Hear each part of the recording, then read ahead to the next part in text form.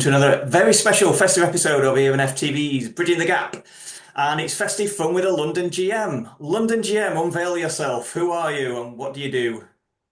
There we go. I am Keerthy Sachavi. I'm the general manager of the Maldron Hotel, Finsbury Park, part of the Dalata Hotel Group, mainly based in Ireland. So I've been with the company for around about 5 years and absolutely enjoy doing what I do. Tell us how you got to working for Dalata then. Give us an overview of your career so far. Oh, working with Dalata, that's an interesting one. I used to be at Chelsea Football Club, and we're doing a renovation at Chelsea of the two of the hotels. And so I asked by that the GM at the time, who's Mark, who kind of like said, "Oh, you know what? There is a project Chiswick, Clayton Chiswick has done. Let's go in there and have a look at what they've done." And fast forward, 6 months later, one of the agent actually approached me and said, "Oh, Dalata, he's looking for a new and upcoming GMs, and there's a great opportunity for you to join." And that time, absolutely the penny, dropped and said, "Oh, I've actually been to Clayton, Chiswick, and I think it was a fantastic place to go in." And that's where the introduction starts. And sometimes, as we say in hospitality, it's a small world. You know what? We tend to meet people and we see things. Starting my journey in hospitality, I think. Background, I come from India. My father's an engineer, my brother's a doctor. Everybody's pretty much in that field. I wanted something different, and lucky enough that my parents were good enough to take me to a good restaurants and hotels, and I get to taste that. And I always thought wearing a suit and walking around is a lovely little job that you get to do very little of it. And then that kind of like intrigued me and said, you know what, I'm going to start the role or my journey in hospitality. And it is not exactly all just suits and boots and walking around it, but it's absolutely rewarding. It's hard work. Never looked back on it, but I think it's a great journey, and hospitality is a fantastic um, career to have, and it gives you a very different take on a different aspect of different sections of the hotel. So you've obviously you're at Dalata at the minute working at Maldron. What's so special about? Because obviously you've been it's probably is this your third Dalata hotel you've worked at as GM, I think? Yeah, third year, I think Talata. I mean, I think what they tend to do is they create leaders within ourselves and they give us the autonomy to uh, be what we are and bring in the best, be individual. But at the same time, we run the hotel as if it's our own business. That means they give us the tool. They don't have central head office; they've got central office. Yeah. So they give us the tools. We've got a team at the property. So we make decisions at the property level. So it gives us a total autonomy. But what we tend to do it is we collaborate here and we speak to team at the central office if we need to get some advice. So it really, really allows us to be a lot more flexible, a lot more agile, and be creative at times, and run it as your own business. But who doesn't want to fail their own business? We always want to be a winner. So I think that's a great model to be in.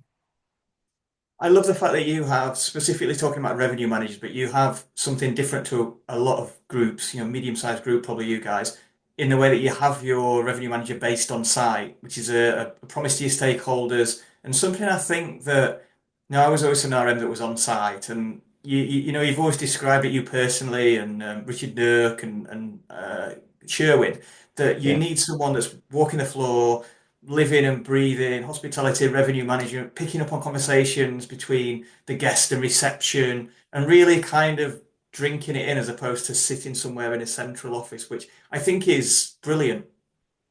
Absolutely. I think when you know your customers and when you know your team and when you know your product, I think that's a perfect combination. I think you know everything.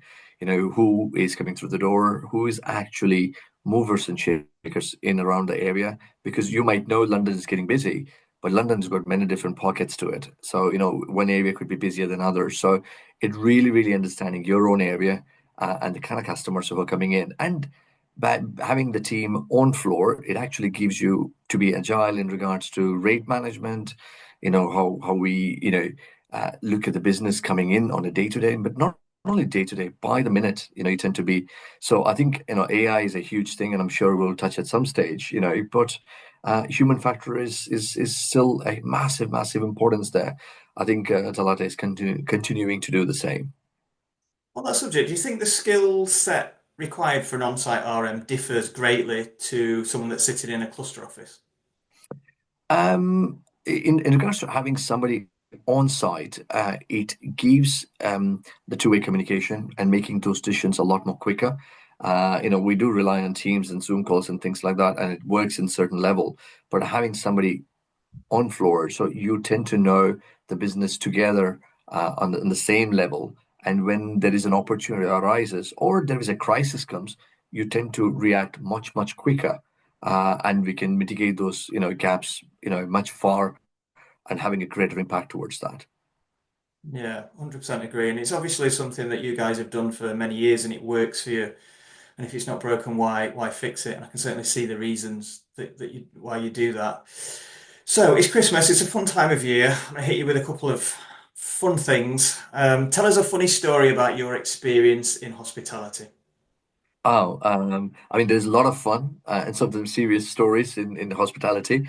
I think one of them, I think this is many, many years ago. I think I was a supervisor at the stage, but I will not name the hotel. But I was running a function, and so it happened that a few of the people turned around and said, "Oh, we're missing one of the guests actually for that evening." And obviously, panic attack and duty managers are on board, and they looked, every little part of the hotel, and we just couldn't find a guest. And sort of transpired. One of the other guests of their own, they turned around and said, "No, I seen him taking a taxi home. I think he had enough to drink for that evening." So we put to bed and everything else.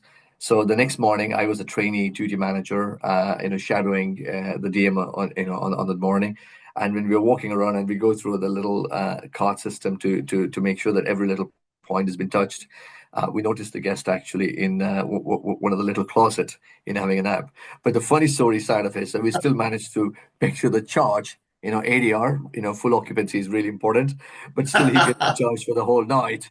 But at the same time, we managed to find a guest. So you can see the seriousness of the element, but at the same time, the fun side is that you do come across all different aspects of the business in the hotel, and you learn from every little steps of those kind of experiences. So what, the guy was asleep in a cupboard, a stationary cupboard The or a whole broom? night, and I think somebody just happened to say that he went home, and we took the word of the other guest because Yeah. that's what the guest said. And now I was in a very junior level, and obviously things might have happened, but I always look up to it and said, never ever accept just word, and you always ask more questions, and you learn from it. And the irony of that is that, I mean, the guy didn't had a clue that he had the whole evening he had slept over in a little closet, but hey, you know what, here we are. I'm sure he's learning, and I've learned a lot from that too. In the interest of RevPAR, did you add another room to your occupancy that night and No, to sell be it? honest, I think that he was checked in, so you know what, so we certainly couldn't sell the room for the second time, so we left it to that. I remember once I was thinking actually earlier when we were talking about funny stories. Do you remember Chico from X Factor? Yeah, Going back a long time now, but we had so he was appearing in Panto at the Civic Theatre down the road, and he was staying with us that night. So he'd do, in Panto, you do about 30 nights, and you're there, you're back, you're there, you're back. So the staff were used to him, and I was standing at reception one night, and he came, went up to his room, like came back down. He's like, my key card doesn't work. It was in the days when the mobile phone, if you put it next to the key card, it used to wipe it. yeah, But he dropped his bags outside the room and then kind of like ran down. So I said, "It's okay, no problem. I'll do you another one." Did it, cancelled the old one, and he went back upstairs. 5 minutes later, he came back down, and he's like, "Someone's nicked my bag. Someone's taken my bag. I don't know what to do." And he was being such a diva about it. I can't. I've got everything in there. I can't. So this was proper panic stations. So anyway, went up, couldn't find it on the corridor or anywhere. Looked on the camera, and it was the kind of hotel where you had 4 floors, and say room 202 is the same as 302, 402, and whatever else. You just go up. It's a symmetrical hotel. So he dumped his bag, say, outside 202, and then gone back up to 302 and gone, "Oh, no, no, my bag, bags have gone. So they'd just gone to the wrong floor. I'd look at the cameras and saw him. So that was a big relief. But yeah, it's been I a big bet you. I think your mind just goes blank. I mean, you just don't think, and you just think that the worst thing could have happened there, and there you go, 100 miles an hour. I'm talking about the worst thing that could happen. What's the worst thing about being a hotel GM? Interesting, actually. Earlier in the week, not earlier last week, we were talking about it, and I think you know what, it's that fine balance between being a leader, being a general manager in a hotel, and having your senior team or your team there. It's always we call it, it's an open door policy, and we always listen to. But it's very little amount of people that we can talk to. There are our line managers and likes of that, but there's very little amount of team that we can be able to talk and share and be able to have those little interactions. So I can't say that it's not literally the word, but I think it can be a bit at times a lonely role that you're in. But you have to develop yourself and come with different ideas and different way of how best you can manage and bridge those gaps in those roles in. Is it difficult getting? I mean, I've never been a GM, but is it difficult in the way that when you're on a certain level, you're friends with everyone, and that's fine, you're on the same level, and then you get promoted, and you're in a position of a GM, and you've got these staff that used to relate to you as a friend and a confidant, and someone on the same level, suddenly, you're the top guy, and you're in the relationship, I suppose, has to change. Is that difficult? In some ways, I mean, if you're getting promoted naturally once, occasionally, within the same hotel or I think it's quite reasonable. But I think it's always a good thing if you're going to a HOD level or higher up. It's always good to go, within a company or sideways. But you don't have to change yourself. Your personality and the way you deal with things and everything else will be very much the same. It'll be very collaborative. You're going to talk to people, buy into it. But it's about, as I say, fair, fun, and firm. Is where the firmness comes. It can be at times and can be perceived not by you, but maybe others as you being a different person. But again, it's being consistent in the way you tend to operate. It's very very essential, and making sure that you carry your objective in a consistent manner. Your communication is very clear and concise to everybody. Then it just helps. But if you're an HOD and if you have to take few ranks and become a general manager in the same hotel with the same team, that could present that could present a little bit of challenge at time. It doesn't mean that it's a lot easier to go as a new GM to a new place, because you still need to show your skills and make sure that you prove that you're the right leader for them. So it's got its plus and minuses. Yeah, you've still got to earn that respect, be it in a Yeah. new hotel or in your current hotel in that position, I suppose. I'm curious to know what career path makes the best general manager in your opinion? I mean, I just had a look at your LinkedIn and you came through, I think, through food and beverage, Yeah. operational. Does that necessarily make a more rounded leader than someone that's come through a commercial, maybe reception, reservations, through to revenue management and then on into a position as a GM? I think in previous terms, I think ops was a natural way of going to a GM. I think that was a mindset. But in over many years now, that you certainly can see a lot of people have come through revenue, and so is housekeeping. I have seen one or two have become from a chef who've been there, and from HR side. I think that it's about understanding and being open to know the business a lot, closer and in different aspects. That's the ultimate, key element to it. As long as you're open to that and you're open to learn, and we learn every single day. I think it just gives you an autonomy to get into that role a lot more easier.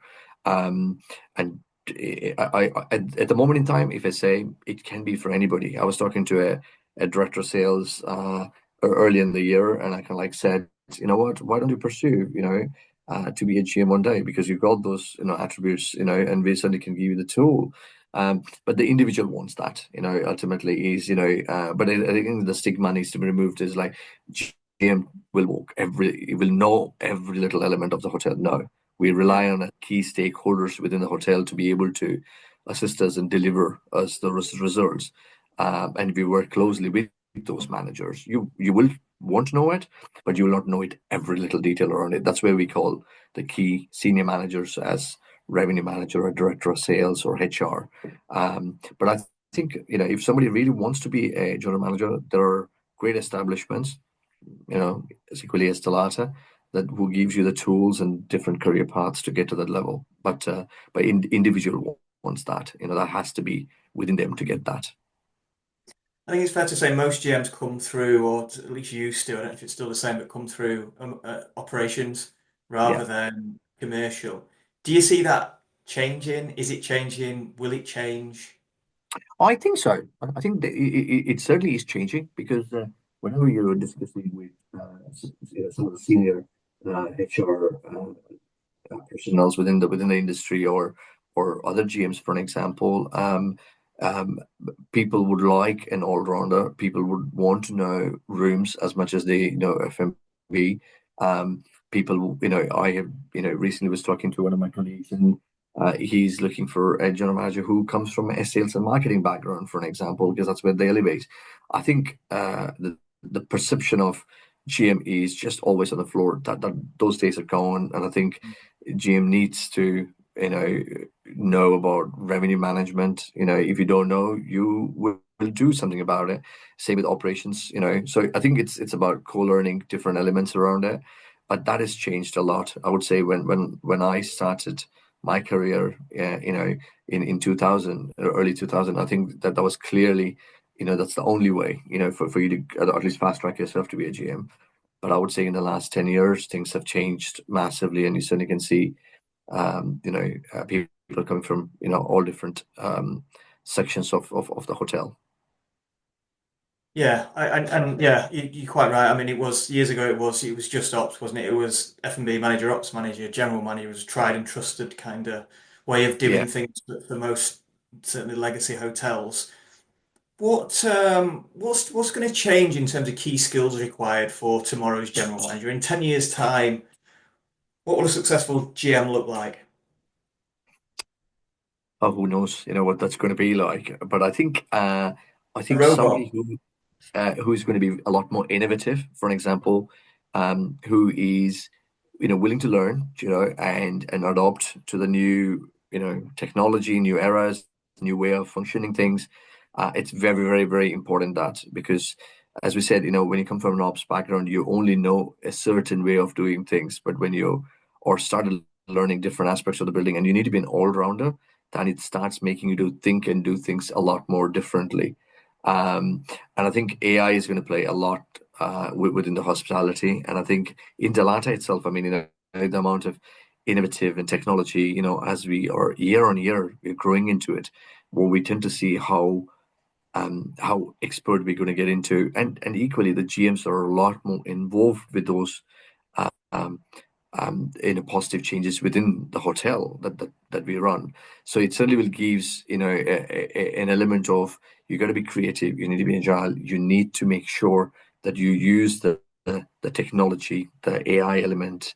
But at the same time, is learning is endless. I know in a lot of other hotels they do tend to do a lot of training programs and things like that. But within the company that I'm in at the moment, training is from an entry level to somebody who higher up even to a level of a CEO. So they tend to learn every single day. And I think I'm on a training program. So that kind of like is somebody who can learn, self-learn, but at the same time constantly learning it. And so that you're able to touch different audience within the hotel. I think that's going to be the future GM will look like. I think interpersonal skills will play a role as well. When I look back 20 years, I mean, I recall a story where a friend who is now an executive head chef, but at the time was a commie chef, Mm. doing his first week or two in the kitchen, and he'd been trusted with cooking the veg, and he'd overcooked it. And not a GM, but the head chef told him to clear the kitchen. He said, everyone out of the kitchen. So there was just the head chef and my friend in the kitchen. and the head chef lifted him off the ground and basically reprimanded him for overcooking these carrots. And Yeah. it just did not know what to. I couldn't believe what was happening. I didn't know what to tell myself. And then at the end of the night, they went for a beer together. It was all forgotten. But it got me thinking that I think tomorrow's GM, tomorrow's commercial leader, maybe will have to have increased, interpersonal skills. Things are not as hard as they used to be, as hardline as they used to be in terms of Oh no. maybe hours worked, in terms of how certainly I was spoke to, like on occasion as a young person, just wouldn't happen. I don't think young people would put up with that anymore. So could it be the case that those interpersonal, those soft skills, have changed and will continue to change and evolve for the GM of tomorrow? Oh, 100%. I think, the way we see things, um, you know, um, individual coming through the doors, or the standard, the way the uniform we wear things, the grooming element, the multicultural team, what we're going to have. When I say learning, it's not only learning about the commercial side of things. It's about the people, how we adopt, how we, and we were looking at the program, which is Gordon Ramsay, for example. That doesn't exist in No. our hotel, for an example. And the typical people assuming it's a 9 to 5 world kind of a thing. And no, you if you want to know your business, you need to be in the time when the business is operating. That's just 24/7, and you need to know how and where and what is happening. It doesn't mean that you're micromanaging it. No, but you have an awareness, and the team have got an awareness that you have an awareness, and I think it's so true. And I think with regards to the people, or the team, changing in the dynamic, their expectation, COVID has been a bit of a different instrument to the whole thing in terms of people's priorities have changed, or they had the chance to really look at and saying, what, how I am going to look at my life, or my work-life balance, and those kind of things. And it's about really understanding those elements, and it's not only understanding and making sure that you're mindful of, when you're addressing certain, situation, crisis, or addressing a subject within the workplace is super crucial. And being open-minded is second to none. Yeah, 100% agree. I mean, those Gordon Ramsay days are gone, aren't they? As fun as they are to kind of look back on, we all have experiences. You probably do as well when you were, trainee duty manager and shadowing, but yeah, it's just a different things are required these days, aren't they? Yeah, yeah, 100%. Keerthy, do you like being put on the spot? Oh Lord, no, but I'm on the spot right now, so what can I say? Well, it's not your lucky day because I've prepared. It was five, but it's now six questions for you to answer on different subjects. Okay. Some of them yes or no, some of them one answer, some of them a little bit more. But I just thought I'd do a little fun thing to end the year because this is the last episode of 2024, five, I was going to say then. So, are you ready? Yeah. Fairly quick fire round. Favorite holiday? Chamonix and Mont Blanc. Ah, brilliant. What are you watching on Netflix at the minute? Oh, I don't watch Netflix. Oops. You're too busy. I do Prime, so Amazon Prime, and I think at the moment I'm watching something with a lawyer series of people. Is a Good Wife, lovely lawyer series. Is amazing. I like One Stop Shop. Has to be seen in one go, and that's it. Yeah. So no nine seasons long for you then. No, it'll not work for me. Otherwise I'll take a holiday and I'll watch it all at one go. Does pineapple belong on pizza? Sorry? Does pineapple belong on pizza? No. Ooh, my son would say yes, I'd say no. First purchase if you won the lottery. Oh Lordy. Maybe I buy a Porsche, I would say. That's on my radar, but yeah, if I buy a lottery, yes. Are you a car guy then? You like your cars? I like, yeah, I do like the car, yes. Fantastic. What would you be if you weren't a hotelier? A pilot. Oh, interesting. And you have a love for flying, or is it just some I fantasy you've mean, always had? yeah, when I was a teenager, I mean, not even a teenager, when I was a youngster, I think, it's something that I really wanted to pursue. And I think I'd applied and everything else to go to the course. And yeah, I took a detour, and hospitality, I think, let me be on the ground rather than on the sky. I think it's more safer here than there. But hey. you know what, nothing is safe. So yeah, Ah, brilliant. And one that my son tagged on the end because I said, look, I've got to come up with 5 questions in about 10 minutes. So what he wanted to ask you was cats or dogs? dogs any given day. Oh, bad answer. We have 2 cats and no dogs. And I'll let The you thing is, off. cat, I can't like find them. Do you know what? I mean, one of my team members, she loves cats. I mean, geez, or dogs. I mean, but for me, the thing is, cat.